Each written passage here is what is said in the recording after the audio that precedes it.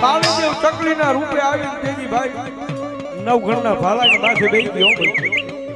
બોલ બોલ મારા નવઘણ તેજી બોલી માઈક મારા નવઘણ અને તેજી સાહેબ નવઘણે કીધું મારી આકરા તટ નામનો આવડો મોટો સમુદ્ર મારી આડો છે હવે મારી બેન બે હલને મારી બસાવા જાવ પણ કઈ રીતે જાવ દાદા મારા નવઘણ તારા ઘોડાને દરિયાની મારી પાસે નાય